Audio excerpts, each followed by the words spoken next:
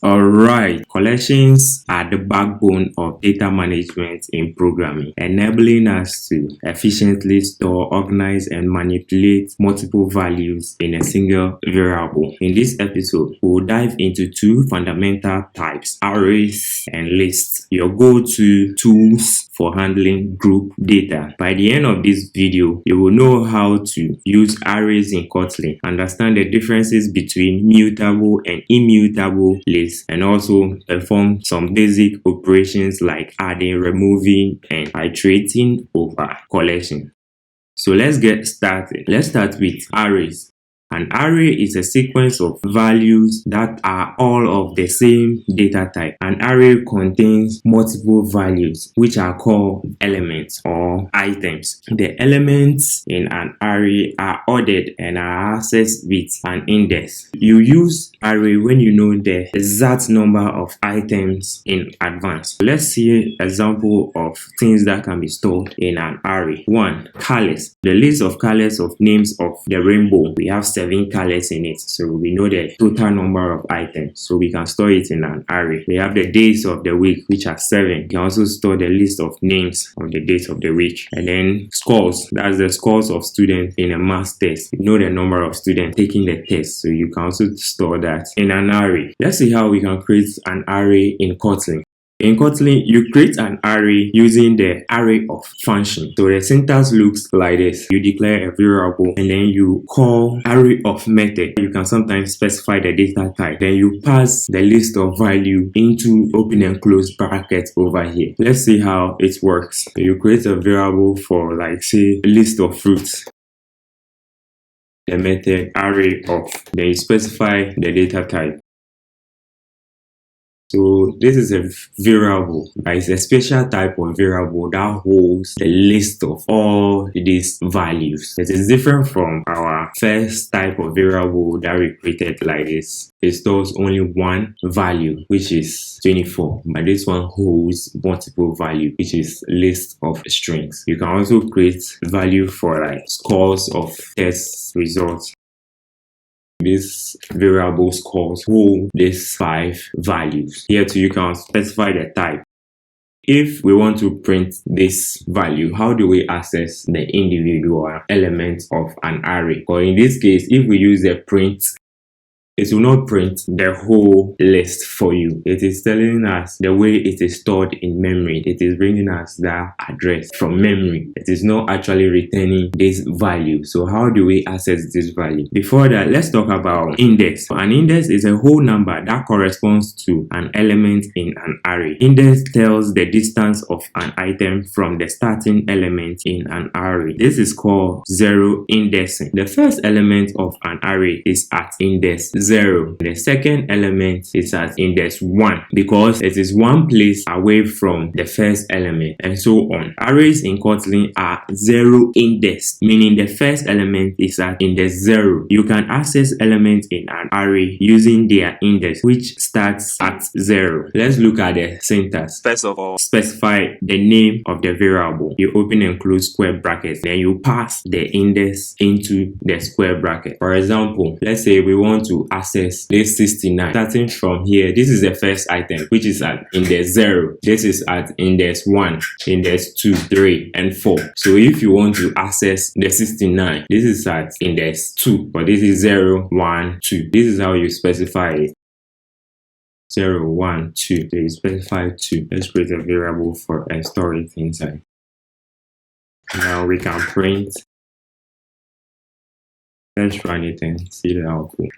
So we are able to print the value at index 2, which is this one. You are able to access the elements of the array. How can you also update this value at index 3? So to update the value of an element, find the name of the variable, the square bracket with the index of the element, then you set the value to it. So let's look at it.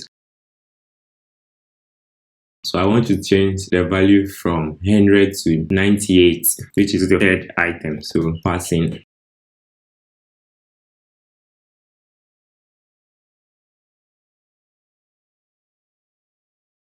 So when you print the third index item, you have 98.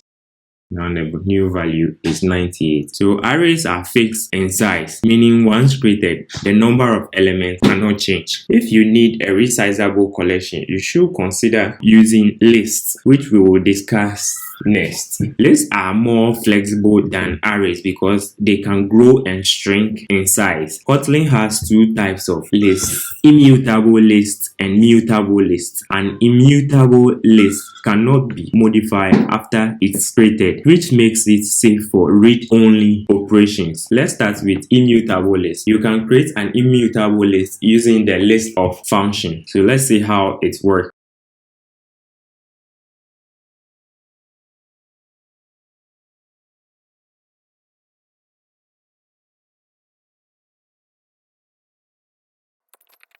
So let's say these are the colors of the rainbow. So you create them using list of. You can access elements in the same way as array. The first element here is 0. So 0, 1, 2, 3, which is for green. Let's access green.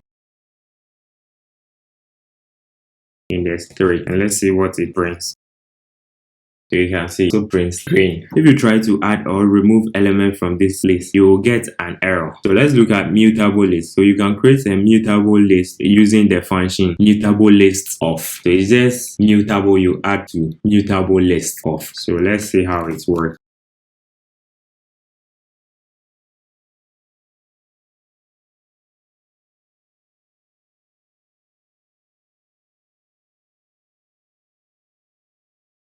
So this is mutable. You can access the value in the same way as we did for immutable and then array. You use days of the week and then you specify the name. So this is the first, which is 0, 1, 2. Let me access the second element at index 1. Print this as well.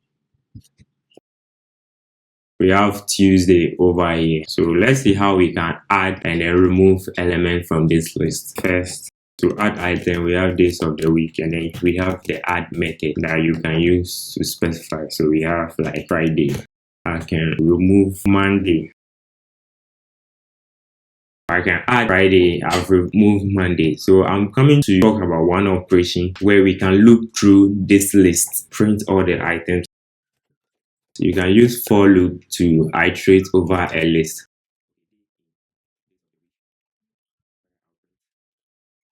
Let me copy this and then print it below after updating it.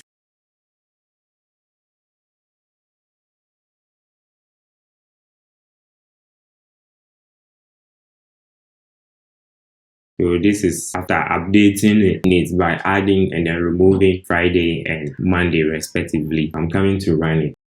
Okay, so before we have Monday, Tuesday, Wednesday, which is this Monday, Tuesday. After updating it, as I print it again, you see that this is after the Monday is gone, but we have a new one called Friday, which is this what we added. So we added and then remove a new values. So for the remove, we have two ways of removing. You can remove by using the actual value, or you can remove by specifying the index.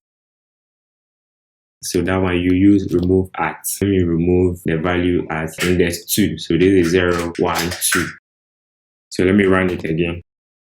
So now index 2, you can see that we have, so I added Friday and then I removed Friday again. So we've seen how you can use for loop to iterate over lists, and this applies to array and list. Another operation you can do is finding the size. That's the number of items in a list. So you can determine how many items are in this score. We have 5 values in this variable. Let's say you are fetching the data from a remote server. You can't manually count it. So how do you determine the size programmatically? You use a property called size.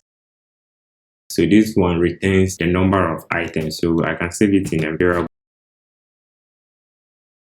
and then I'll print number of items.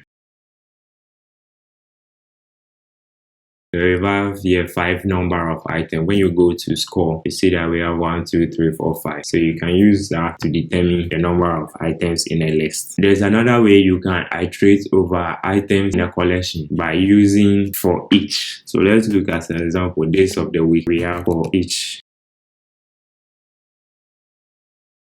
So you specify for each day in the week, you print the day. So as it loops over this one, for each item it will meet in the list, it will print it when you run it. So you see days of the week like this. Finally, we have another item called contains. So this one determines whether an item is within the list or not. You can use it to find out. So we don't have Thursday in the days of the week, so I'll find out whether Thursday is within the days of the week or not. And if it is within the list, it returns a boolean value, that's true or false. So if we have it, true. If we don't have it, false.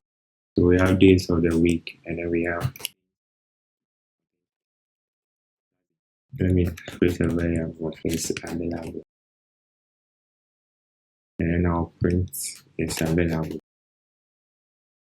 Let's see whether it's available or not. So you see Thursday is not there, but let's see Tuesday. Let me use Tuesday.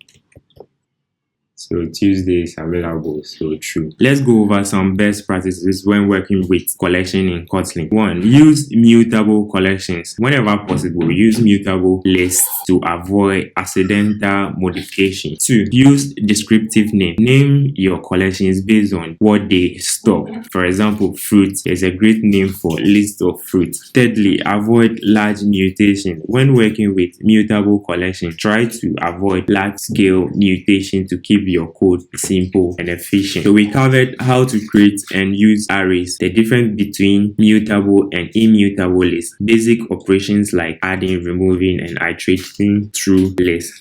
Understanding collection is crucial for managing data efficiently in your application. If you find this video helpful, give us a thumbs up and subscribe for more Kotlin tutorials.